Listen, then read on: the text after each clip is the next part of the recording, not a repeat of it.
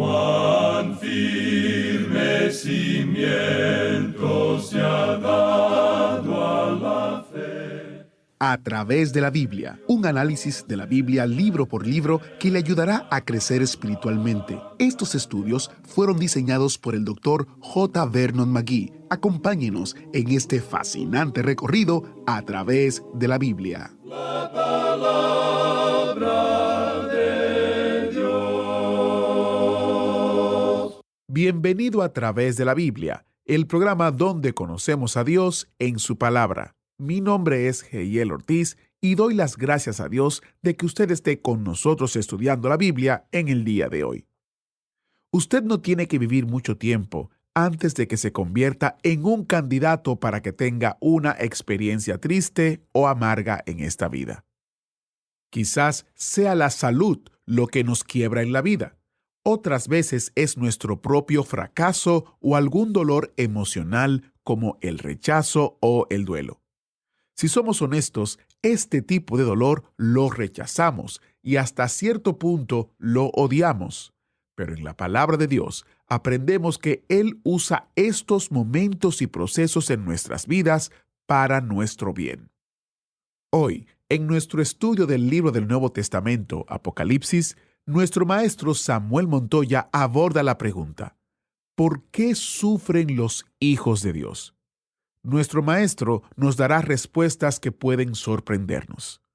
Estamos en Apocalipsis capítulo 2, comenzando en el versículo 8, donde escucharemos sobre el sufrimiento que experimentaron las personas en la iglesia de Esmirna. Iniciemos nuestro tiempo de estudio en oración. Padre Celestial, cada uno de nosotros puede estar pasando por diferentes situaciones, pero confiamos en ti. Confiamos en tu soberanía y en lo que nos dice tu palabra. Ayúdanos a entender y comprender las verdades bíblicas del día de hoy. En el nombre de Jesús oramos. Amén.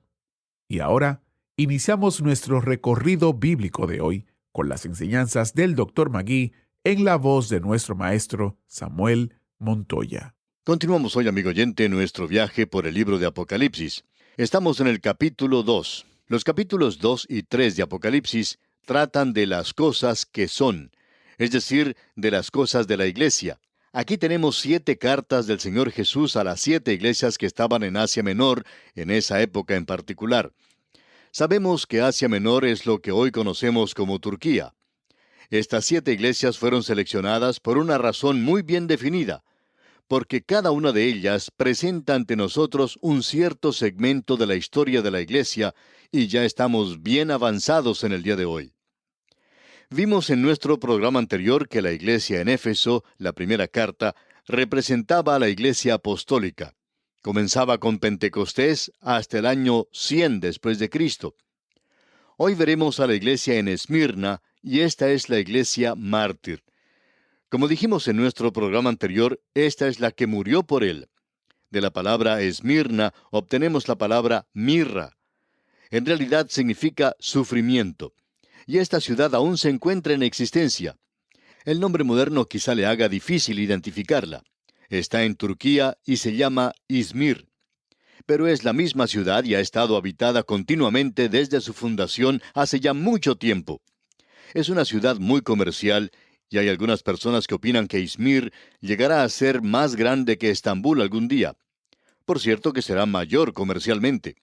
Y a causa de eso, y de la gran cantidad de gente que vive allí, y a la gran expansión, ya que cubre la mayor parte de las ruinas de la antigua ciudad, uno puede quedarse sin apreciar toda su belleza. Su puerto es uno de los más hermosos y de gran tamaño. Izmir es una de las ciudades más hermosas de Asia. Se le llama una flor, una corona, un adorno, y ha sido llamada la corona de toda Asia. La Acrópolis se encuentra en el monte Pagus. El comienzo de la ciudad se remonta al año 2000 a.C., y era entonces una ciudad etea en las laderas del monte Pagus, y más tarde fue edificada por Alejandro Magno. Él tuvo mucho que ver con la edificación de esta ciudad. La ciudad tenía grandes y hermosos bulevares o avenidas a lo largo de las laderas del monte Pagus. Y en la cumbre se encontraba la ciudad. Se la llamaba la ciudad coronada porque estaba rodeada por una hilera de flores y de árboles de rayán. Estaba adornada por hermosos templos y elegantes edificios. Allí se podía ver el templo de Zeus, el templo de Cibeles, que no era otra sino Diana, y un templo de Afrodita y Apolo. Izmir también tenía un teatro y un audium, es decir, un centro musical. Era la cuna de la música, y también había allí un estadio. Y fue en ese estadio que Policarpo, un estudiante del apóstol Juan, y que por supuesto le conocía, que era obispo de Esmirna, fue martirizado allí en ese estadio cuando le quemaron vivo en el año 155 después de Cristo. En la literatura cristiana, Esmirna quiere decir sufrimiento. Al escribir a esta iglesia, San Juan dijo, o mejor, el Señor Jesucristo dijo por medio del apóstol Juan, «Conozco tu tribulación y tu pobreza». Es una de las pocas ciudades antiguas que sigue en existencia en el presente, habiendo sido habitada continuamente desde el mismo principio. Y hay otra iglesia a la cual se dirige el Señor Jesucristo, la iglesia de Filadelfia, que junto con Esmirna son las dos iglesias a las cuales no se dirigió palabras de condenación. Estas son dos iglesias que han tenido una existencia continua. Ninguna otra puede decir lo mismo. Ahora su candelero ha sido cambiado de lugar. Hay muy pocos creyentes en Esmirna. En realidad están escondidos en el presente, ya que no hay ninguno en la ciudad de Éfeso, esa pequeña ciudad musulmana, ciudad turca. Se nos dice que no hay creyentes allí. Ahora en Izmir hay unos cuantos, pero no se dan a conocer abiertamente porque son perseguidos en esa zona aún hoy. Hay mucho que pudiéramos decir en cuanto a esta ciudad, pero quisiéramos ahora ver algo del formato, del estilo que usa el Señor Jesucristo al escribirle. Esta ciudad cubre un periodo desde el año 100 después de Cristo hasta aproximadamente 314 después de Cristo, desde la muerte de Juan hasta el edicto de tolerancia de Constantino, que fue dado en el año 313 después de Cristo, lo cual puso fin a la persecución de los cristianos, no solo en Esmirna, sino en todo el Imperio Romano, especialmente en Roma. Vemos que los líderes de la iglesia fueron muertos al principio. Pero veamos lo que nos dice el texto aquí en el versículo 8 del capítulo 2 de Apocalipsis. Y aquí tenemos al Señor Jesucristo dirigiéndose a esta iglesia, y es un mensaje muy breve, de encomio en su totalidad. Leamos el versículo 8. Y escribe al ángel de la iglesia en Esmirna, el primero y el postrero, el que estuvo muerto y vivió, dice esto. Esta carta es enviada al mensajero de la iglesia en Esmirna. El Señor Jesucristo tomará de esa visión de las cosas que has visto, el Cristo glorificado, nuestro gran sumo sacerdote entre los candeleros de oro. Él tomará una de las descripciones y una de las cosas que se han dicho en cuanto a Él para dirigirse a cada iglesia. Y creemos que cada una de ellas tiene una referencia particular para la iglesia. Y Él escogió de la visión de sí mismo esto: el primero y el postrero, el que estuvo muerto y vivió. Bueno, el primero y el postrero quiere decir que no hubo nada antes de Él y que no habrá nada después de Él. Él es quien tiene a su cargo la declaración final de todas las cosas. Los creyentes que estaban siendo perseguidos necesitaban saber esto, que Él estaba a cargo de todo y que eso estaba en los planes y propósitos de Dios. Luego Él dice, el que estuvo muerto y vivió. Esto tiene un verdadero mensaje para los mártires.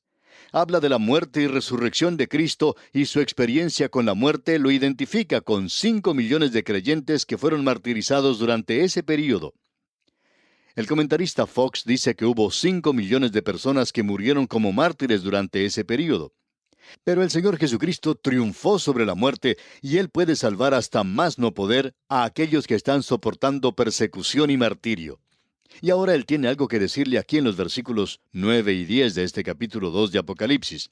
Dice, «Yo conozco tus obras y tu tribulación y tu pobreza, pero tú eres rico, y la blasfemia de los que se dicen ser judíos y no lo son, sino sinagoga de Satanás.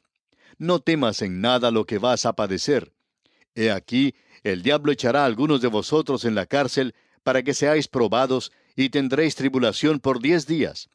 Sé fiel hasta la muerte, y yo te daré la corona de la vida». Ahora hay 7 cosas aquí que Él dice a esta iglesia, y estas son las cosas que el Señor encomió o elogió en la iglesia. Primero, menciona la tribulación. Ahora en los manuscritos no aparecen las palabras tus obras. Si usted quiere incluirlas, está bien. Pero debemos entender bien esto de tribulación que se menciona aquí.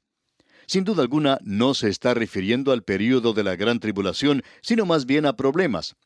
Y ya que la terrible persecución de la Iglesia por el emperador romano no se llama la gran tribulación, por cierto que los pequeños sufrimientos que estamos padeciendo nosotros en el presente tampoco pueden llamarse gran tribulación. Así es que ellos estaban sufriendo por Cristo. Ahora, la segunda cosa por la cual él los elogia es que nota su falta de posesiones materiales. Amigo oyente, la iglesia primitiva estaba formada en su gran mayoría por las clases pobres. Cuando se convertían los ricos, sus propiedades eran confiscadas a causa de su fe. Y él dice, pero tú eres rico. Y eso demuestra la clase de bendiciones espirituales. Usted puede notar el contraste que existe entre eso y la iglesia de la Odisea. Eso lo veremos más adelante, pero la iglesia en la Odisea era rica. Pero nuestro Señor le dijo, tú eres pobre y no lo sabes. A veces uno tiene la oportunidad de visitar algunas iglesias en diferentes lugares donde hay conferencias y convenciones, y allí uno puede encontrar a personas que les gusta contar que en su congregación hay varios millonarios. Y en realidad es bueno que le digan a uno eso porque uno nunca podría enterarse de otra manera. Usted nunca se enteraría de que son millonarios por la forma en que apoyan los esfuerzos misioneros, de eso estamos seguros. Pero de todos modos, a ellos les gusta hablar de la prominencia, de personas prominentes que son miembros de su iglesia, de personas ricas que pertenecen a su iglesia. Pero amigo oyente, esta iglesia mártir no podía jactarse de eso. Ellos habían sido esclavos que habían sido liberados o que habían huido, o gente pobre. No había muchos de ellos que fueran ricos ni que tuvieran propiedades. Ahora él también dice que esta gente decía que era judía y no lo era. Amigo oyente, usted sabe que solo ha habido un remanente a través de los años de esta gente que ha sido verdaderamente el pueblo de Dios. El apóstol Pablo dice que todo Israel no es Israel. Lo que hace al judío un judío, y lo que en realidad hace que pertenezca a la nación de Israel, es su religión. Eso es lo que lo identifica. En realidad, él era sirio. Eso fue lo que el Señor le dijo. Un arameo a punto de perecer fue mi padre. Allá en Deuteronomio capítulo 26, versículo 5. Ese era un cuadro de él. Esa era su nacionalidad. Eso es lo que él era racialmente. Pero ahora ellos han negado su religión, y aunque digan que son judíos, no lo son, porque cuando un judío abandona su religión, existe una duda de si es o no es judío. En Alemania ellos trataron de hacer eso, digamos de paso. Ahora, Esmirna era una ciudad de cultura. Muchos judíos habían dejado de lado su creencia en el Antiguo Testamento. Era una ciudad muy rica desde el mismo principio, y lo es hoy también. Ahora, la cuarta cosa que dice es, no temas en nada. Este es el ánimo del Señor dado en medio de la persecución. Es la segunda vez en este libro que el Señor ofrece esta clase de aliento. La historia nos dice que multitudes de personas fueron a sus muertes cantando alabanzas a Dios. En quinto lugar, tenemos que se nos presenta aquí que el diablo y Satanás son la misma persona. Y vamos a observar a esta terrible criatura más adelante, pero Cristo dice que él, o sea Satanás, es responsable por el sufrimiento de los santos. Nosotros por lo general acusamos de ser responsable a la persona más inmediata o a las circunstancias que son utilizadas por Satanás. Pero el Señor Jesucristo va a la raíz misma del problema. El autor de estos estudios bíblicos, el Dr. J. Vernon McGee, contaba que al escribir su libro en cuanto a por qué sufren los hijos de Dios, él pudo clasificar y ubicar todo lo que le ha sucedido a él bajo diferentes aspectos. Decía que Dios le estaba juzgando, Dios le estaba castigando. Y al principio él estaba un poco confundido y muchas personas comenzaron a escribir diciendo que creían que Satanás era el responsable. Y opinamos que esa es la explicación y la razón por la cual tuvo tantos problemas físicos. Y él confiaba haber superado esa etapa, aunque por supuesto no tenía seguridad de ello. Ahora la sexta cosa que se menciona aquí es, y tendréis tribulación por 10 días. Hubo 10 períodos de intensa persecución contra los creyentes de parte de 10 emperadores romanos, y queremos mencionarlos porque opinamos que es importante. En primer lugar, tenemos a Nerón, del año 64 al 68 después de Cristo. El apóstol Pablo fue decapitado bajo el reino de Nerón. Luego llegó Domiciano, desde el año 95 hasta el 96 después de Cristo, y él fue peor, mucho peor que Nerón. Juan fue exiliado durante ese período. Y luego tenemos a Trajano, de los años 104 al 117. Fue entonces cuando Ignacio fue muerto en la hoguera. Luego, Marco Aurelio, de los años 161 al 180. Policarpo fue martirizado en ese período. Tenemos después a Severo, no vamos a dar más fechas en cuanto a esto. Y luego Maximiano, Decio, Valeriano, Aureliano y finalmente Diocleciano en los años 303 al 313. Y él fue el peor emperador de todos. Aquí tenemos pues a 10 emperadores romanos que encabezaron una terrible persecución de los creyentes. Luego, la séptima cosa que él menciona es, sé fiel hasta la muerte. Esto indica que ellos eran mártires. Ellos fueron fieles hasta la misma muerte. Y él dice que les va a dar la corona de la vida. Esta es una corona especial para aquellos que sufren. Es muy interesante notar que el Señor tiene coronas especiales. Conocemos a muchos santos maravillosos que van a recibir esa corona algún día.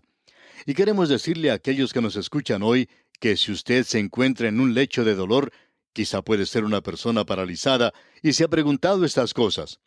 Bueno, aquí tenemos algo que se menciona que será bueno para usted algún día. Va a recibir algo que ninguna otra persona recibirá, con excepción de quienes se encuentran en su propio grupo, por supuesto.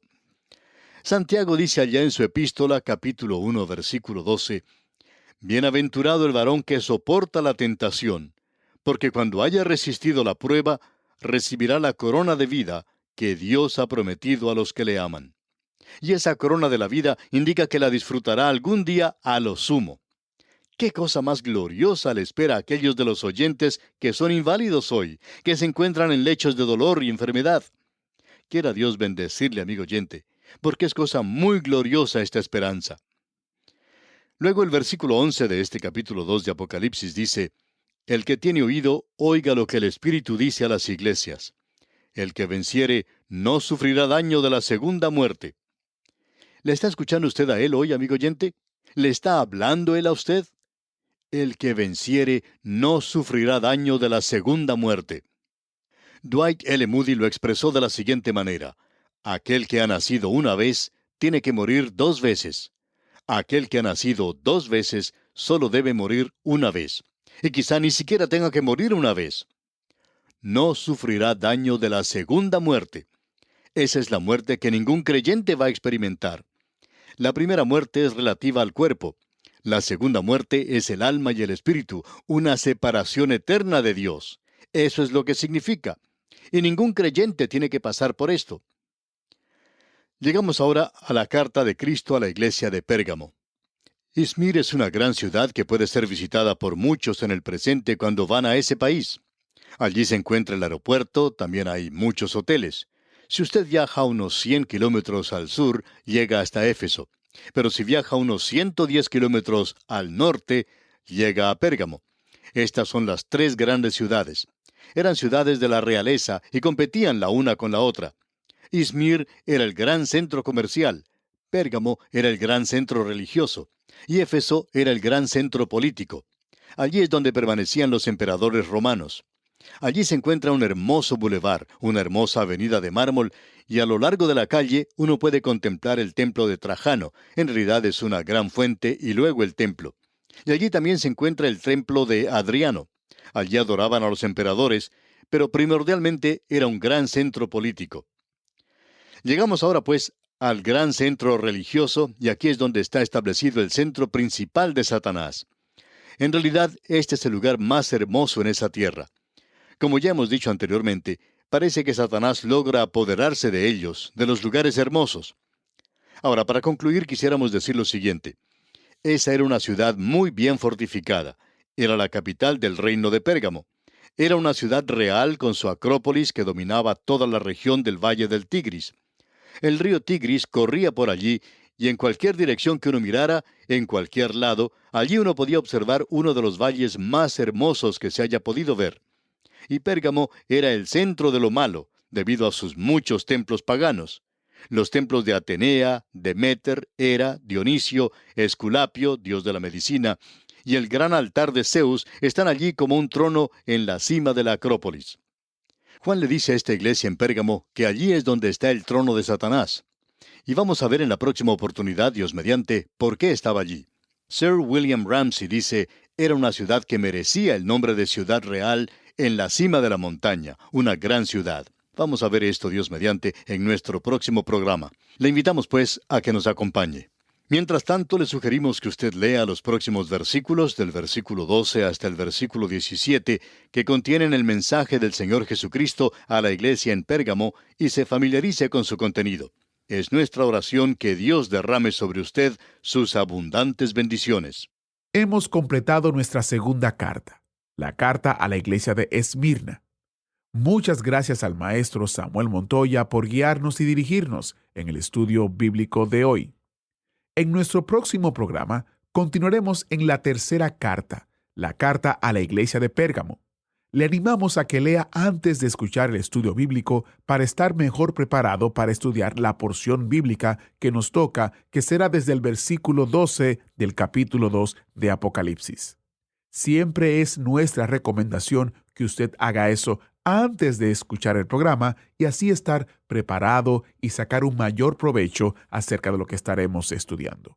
Durante este mes, le seguimos animando a obtener como parte de nuestros recursos del mes el librito Guía de Estudio de Apocalipsis. Este libro es un resumen de las enseñanzas del Dr. J. Vernon McGee que se escuchan aquí en el programa. Llegan al corazón de los pasajes bíblicos y tienen la intención de estimular su propio pensamiento, oración y estudio.